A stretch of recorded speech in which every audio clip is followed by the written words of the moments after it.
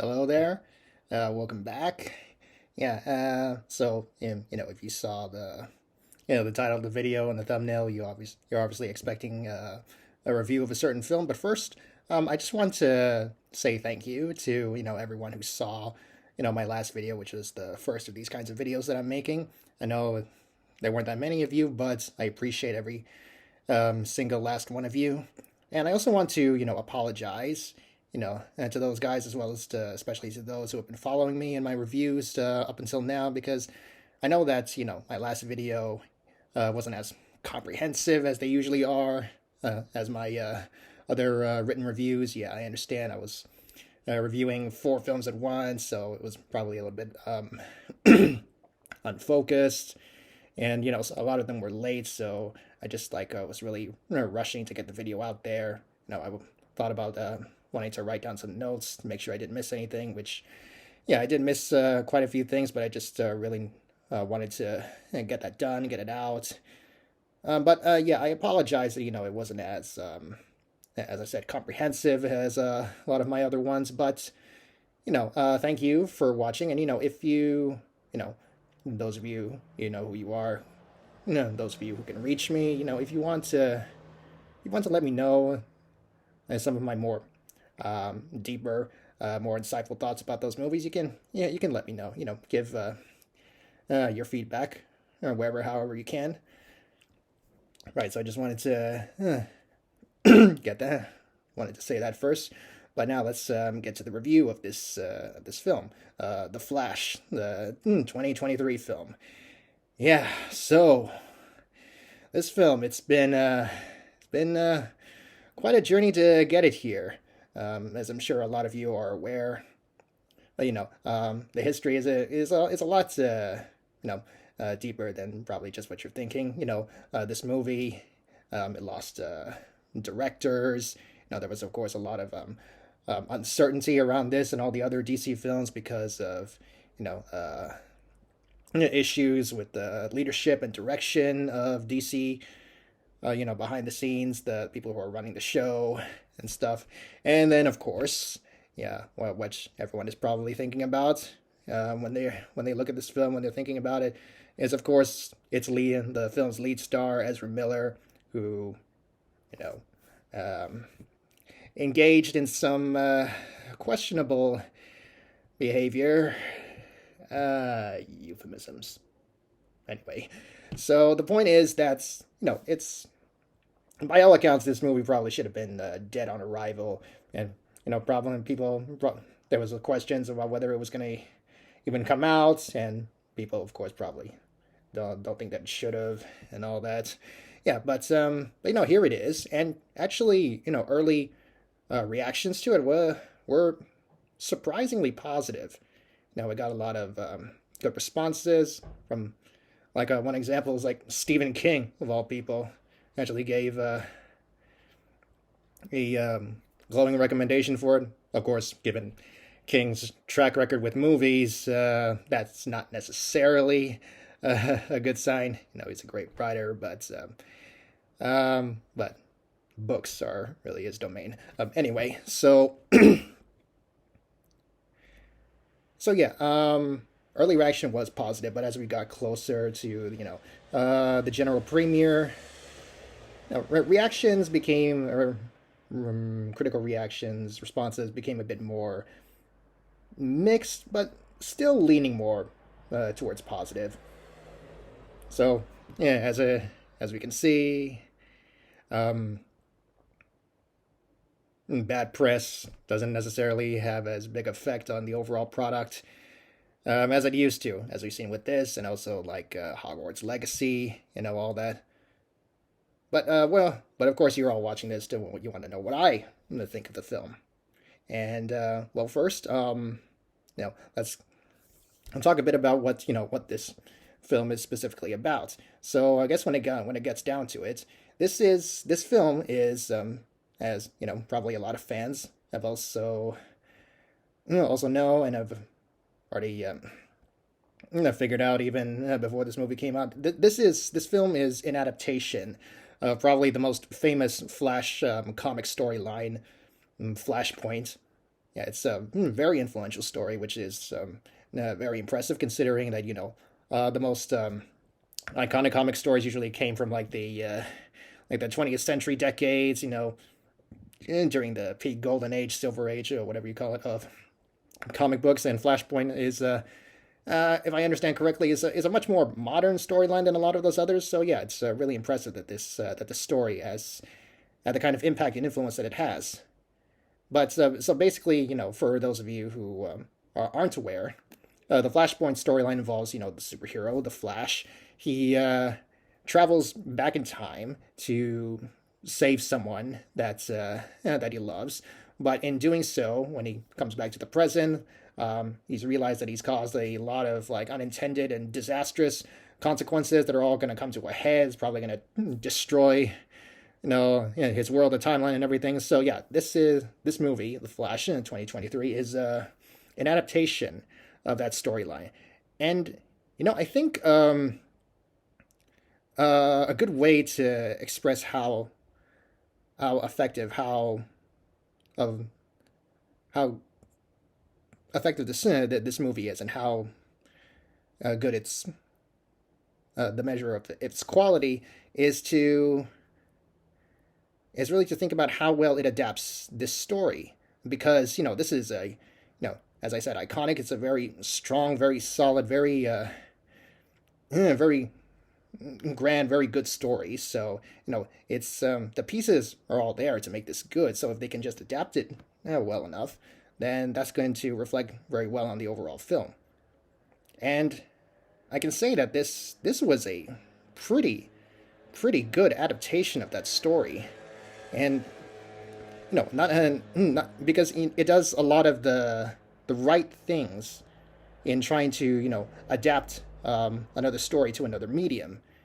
They don't focus on all the little plot details, of course, which this movie does. Yeah, it incorporates a lot of the those details, plot beats from the original story, but it also captures and explores a lot of the themes and ideas of that original story. This idea of of this cautionary tale of trying to play God, the consequences of fate, destiny, or how our choices have impacted us, and all that. It explores a lot of these ideas really well, and especially it does so in a way that works, that makes sense, especially for this universe that they've created. Because of course, this movie is part of a much larger cinematic universe, like the MCU, like Marvel. So yeah, it does all that really well. But also another way to look at how well this movie works is that it does a lot of interesting things with superhero tropes, and that are familiar, that people that people know, that's ingrained in the whole superhero mythology. But some people may are probably because superhero movies are everywhere, superhero stories are everywhere. People probably feel tired of seeing and looking at all these tropes. But for me, I feel like if you're going to take a familiar story and take familiar elements, for me it can work. It can work just fine if you just put of course, an interesting twist and try to play around with these tropes in a more unique way, or you just you take the familiar story, but you do it well enough that you keep me engaged enough so that I can overlook that I've seen this story before, and I can just enjoy the movie for what it is. And this movie, it does that. It explores a lot of familiar tropes, but it does them well, and also does them in a very interesting way. So getting into a bit more about the plot of this movie without getting into too many spoilers is that after Barry Allen, the Flash, does the thing that changes the timeline, he actually ends up in this new timeline where he interacts with a younger version of himself, who doesn't have his powers yet. And that's probably actually for me one of the highlights of the movie is his relationship and interactions with his younger self. And as I said, this is before he got his powers, so that they got to explore an origin story for this character without necessarily, kind of making it in origin story. As you know, some of you probably know, this version of the Flash, as part of this DC cinematic universe, he didn't get his unlike the Marvel Cinematic Universe, he didn't get his own like solo movie before he was introduced into this wider universe. He was just kind of thrown in there, and they were going to do all of these standalone solo movies for a lot of these characters after. But of course, they of course probably felt that they needed to show this origin story. Even though people are probably familiar with it, there was also probably a lot of people who don't. So they need to explain, who this character is, how he got his powers, and well, what's his deal, what's his story. So they do that, but they do it in a very interesting way here because of this how it's all set up. Because Barry Allen, the Flash, is trying to preserve the timeline and make sure that he gets his powers so that he can do all this. Is all sort of time travel shenanigans. He pushes his younger self into the situation that gets him, that's supposed to give him his powers. So we got to like speed through the origin story, but also see an interesting, unique perspective to explore this because of the setup. Barry Allen has become both like the superhero protagonist, but also like the mentor figure to his younger self. And so yeah, all of that was very very interesting.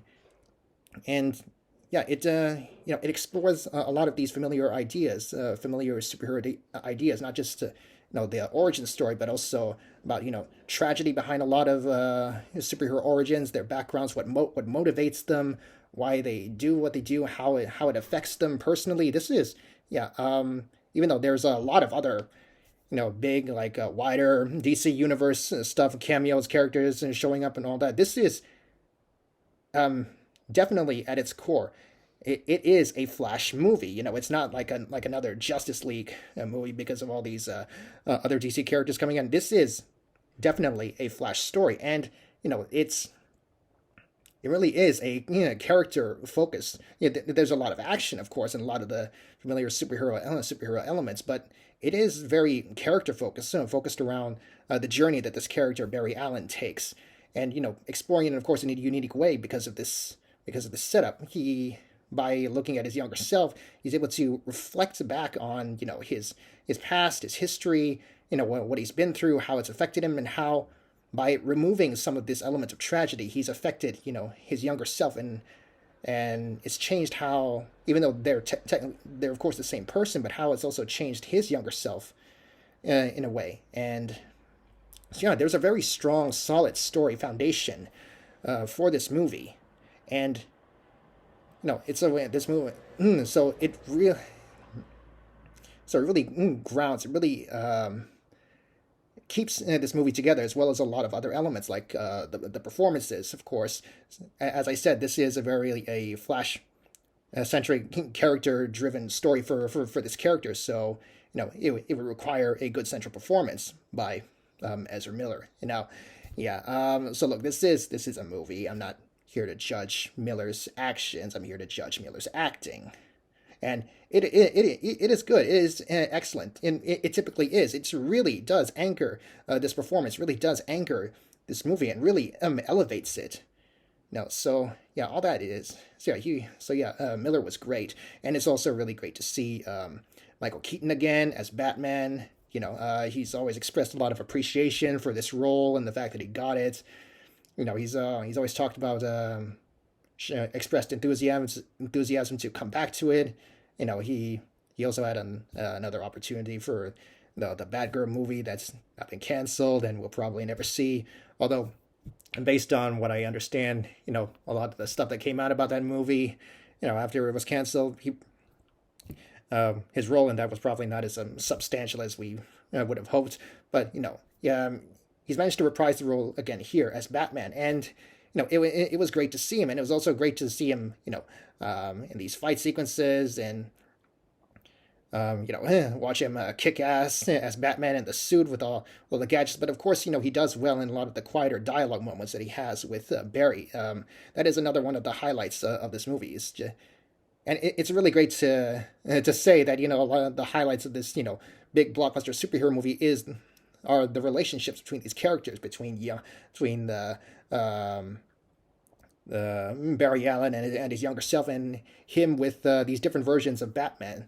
We focus a lot, of course, on him and Keaton, and the actors play they do all these scenes really well. They play the emotions, the dialogue really well, and so yeah, it was great to have Keaton here, and of course, there's part of the whole trio and of the promotional material for this movie is of course the third one is the third person in this triumvirate is Supergirl, played by Sasha Callie. I think that's how you pronounce her name. I'm sorry if I mispronouncing that, but yeah, despite she's in a lot of the promotional material, she only shows up like much later in this movie, and her role is not as big as like Keaton's or of course Miller's, but for what we got of her, it was solid, it was effective, and the actress Sasha, she clearly has like a lot of she's really putting a lot into this role. She's expressed like passion, enthusiasm for this. So yeah, all that was good. You know, it's sad to think that we probably won't get any more of her, and this might be all that we get. It'd be nice to see her more, but for what we got, it was good. It was solid. It was effective. So yeah, this is it's a it's a really strong, really good film. And of course, there are going to be issues like. Now I said, yeah, this is a really solid story, and the script. Yeah, it does a lot of things right with the story. It sets up a lot of things that pay off in the ends, but yeah, a lot of the problems are also in the script. This is definitely not a perfect script. No, they yeah, there's of course the jokes and the comedy, which yeah, there are a lot of funny moments and a lot of good jokes in the movie, but there's also a lot of it's kind of following also the recent Marvel trend of going a little too goofy or overboard with the comedy and the jokes, and a lot of that is exemplified in the character of younger Barry, who's up until now, that's what the Flash character has kind of been. It's been the comic relief character, of course, until now, where we can flesh him out more, really get down to the meat of who this character is. So all that was great, but they also show this a younger version of Barry, who's kind of like they flanderized this whole comic relief character. He's very, very annoying, very obnoxious. It's yeah, and I can understand what they were trying to do here, with Barry reflecting back on his younger self's behavior and stuff, but they kind of went overboard with trying to and they really exaggerate a lot of his obnoxious, like annoying traits. It made more sense of like this guy was like a stoner, or he got high, or he's like an idiot or something. It's just yeah, he's just that much of a goofy caricature, it doesn't but it doesn't really ruin him completely, because like there was a strong arc to the story, but there's also a strong arc to a lot of these characters, even him, the younger version of Barry, for how obnoxious and annoying he is for a lot of the movie, and still a bit of fun, pretty funny.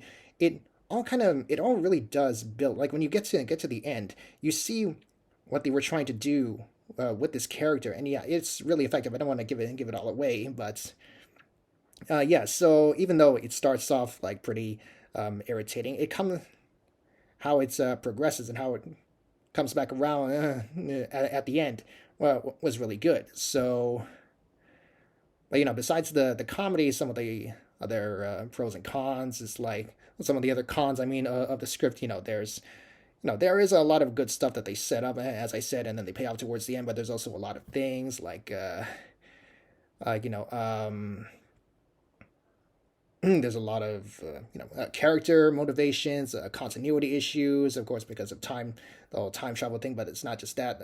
It's also how this film fits within the wider universe. There's a whole bunch of things that really don't quite add up, I guess, when you think about it. But it doesn't. I suppose doesn't hurt. A lot of it doesn't hurt the overall film.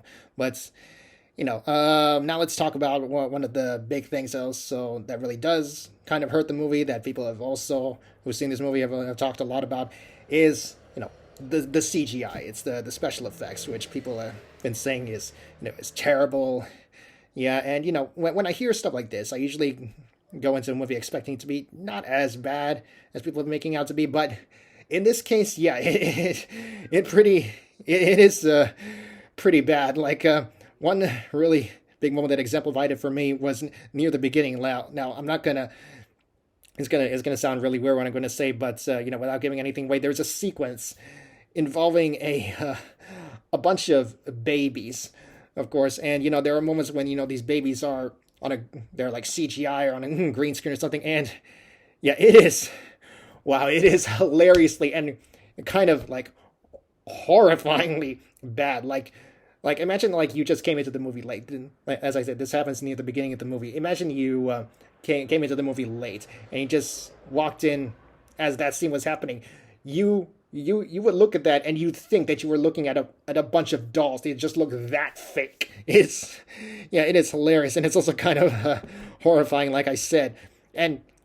But yeah, that's not just the end of it. There's a lot of moments where even a lot of the actors are like CGI'd, and even for reasons that I can't really explain. You have the actors there. Why do you need to CGI them?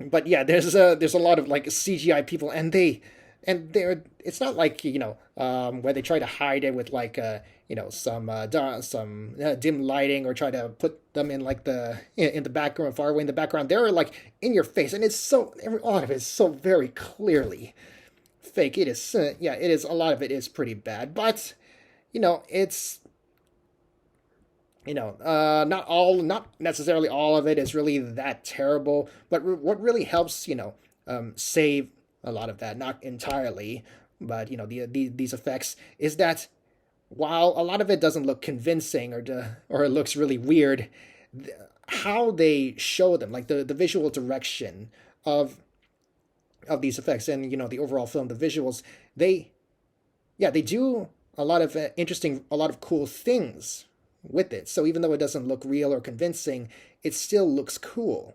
Like I guess a lot of that a lot of credit has to be given to the director, of course, Andy Muschietti.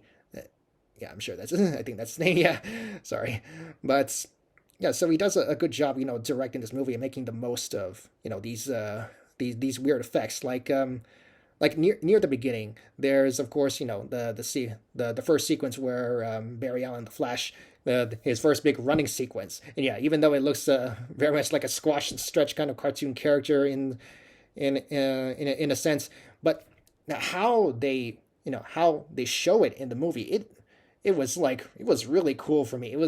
I really felt the weight, the gravity of him just him just running across this, across the water, across country, to where from one city to another, and just the whole the booming effect of him running this fast. I really did feel the weight and gravity of all. So even though a lot of it doesn't look nice, it looks cool.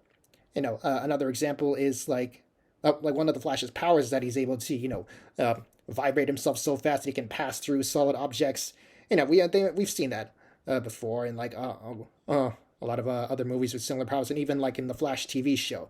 But there is one part where they actually show how when he passes through something, we see the actual mechanics of how it works. Like we see his atoms vibrate and like move in between the atoms, the particles of whatever he's passing through. So yeah, even though a lot of the effects don't look great, they make it look really cool, really interesting. So yeah, even though there's a lot of problems, there's also a lot of things that helps keep the film together. And now we're gonna go to now. Let's talk also a bit about the fan service and the cameos within this movie. Because of course, yeah, this is built up as another one of those multiverse movies where there's also going to be a lot of cameos, a lot of characters coming in. Just like with the effects and the direction of it all, and the script, there's pros and cons to this. Some of the cameos and stuff from other characters. They're like, yeah, okay, that works just fine. They came and they went, but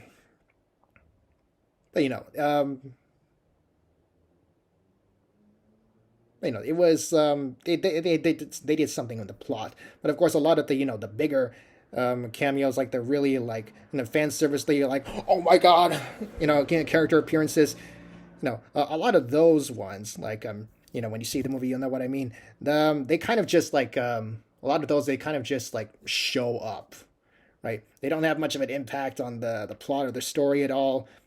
It's of course still really cool to see, especially certain ones that when you watch the movie, you'll know what I mean. But they're not really integrated into the story and plot. They're kind of just there for like, oh look, fan service. So it's not as well done as, like, say with like the Marvel movies, the Spider-Verse movies, and even like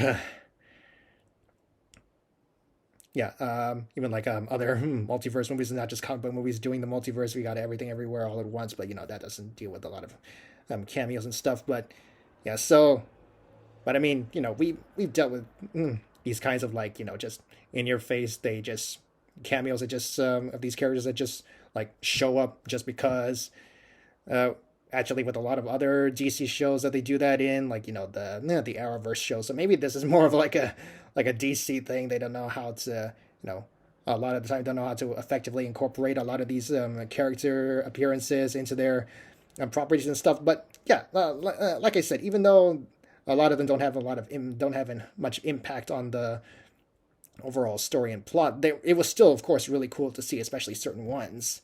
Yeah, even one like towards the very end, where it's like, wow, that one was like, I'm really thinking about how they pulled that off. Now I know a lot of that appearance that people are probably going to focus on is another one that actually happens before that, and yeah, that one was definitely surprising and really cool, but it is something that's yeah, it was of course really cool to see, but for me anyway, I was kind of like expecting maybe a little bit more, and of course it also probably has to do with the fact that they didn't have much impact or interaction on the overall plot and story as well. But yeah, that's just that was just me. But I mean, yeah, back to the one that I was talking about, the one at the very end. That one was like, that was, isn't it? It's not necessarily like a cool moment. It was just a really funny, like wow, I really did not expect that person to show up here. But yeah, so that was certainly kind of a highlight, not necessarily reflective of a positive element of the movie, but it was just, yeah, it was really interesting, surprising moment for me. Yeah, you'll see what I mean when you watch the movie, but yeah. And actually, just coming back to that ending, yeah, there's a lot of the way it ended, the place where it ended. I'm a little bit mixed on that, but I mean, I can't get into it without getting into spoilers. But there's layers to unpack with that. I'm not necessarily disappointed with that ending, but it's I got some weird feelings about that ending. But maybe that's for another time. You can let me know if you want to know my spoiler thoughts on this movie. So, I guess the only thing I have to do is to give this movie my rating. Now, those of you who have been following me, you probably are aware a bit about my rating system. But for those just watching these videos now, these new things that I'm making, so I rate movies. There's like five basic ratings. There's gold, there's silver, there's bronze, there's plastic, and then there's landfill. And based on those designations, you can probably know like what means what. So for this one, I give it like a really solid, possibly like really shiny silver recommendation. I really enjoyed this movie. I thought it was a really good superhero story, really good superhero movie. And in case you were wondering, the movies that I reviewed in my last video, I'm just gonna quickly give my ratings to those because I forgot to. This is one of the things I neglected to do in that video. So, Guardians of the Galaxy Volume 3 was a solid silver as well, possibly with some shine on it. Renfield was maybe a shiny bronze or a silver with some rust on it. Into the Spider Verse, Across the Spider Verse, sorry, was a solid gold, possibly shiny. And Fast X, Fast 10 was that one was a more let's say bronze. Yeah, maybe possibly shiny, possibly rusty. It's just more like a middle ground movie. But yeah, so that's it. Those are my thoughts on the Flash movie, and of course, just let you know my rating for all the other movies as well. So yeah, hope you enjoyed. Hope you'll continue to follow these videos because I'm definitely making more of them. I want to continue. I know that I got a lot of good feedback about these videos. What they thought, what I probably should do, but if, you know um, I'm a bit limited right now to doing what I'm doing right now, but I'm gonna try to get better at it. I'm still yeah, this is still a new thing to me. I'm trying this out, so I guess you could call these more like a video podcast and really actual YouTube videos. But yeah, I really enjoy making these. I want to keep making more. I definitely will make more, and hopefully they'll improve in quality and style as we keep going. So yeah, wish me luck, and I'll see you next time. Bye.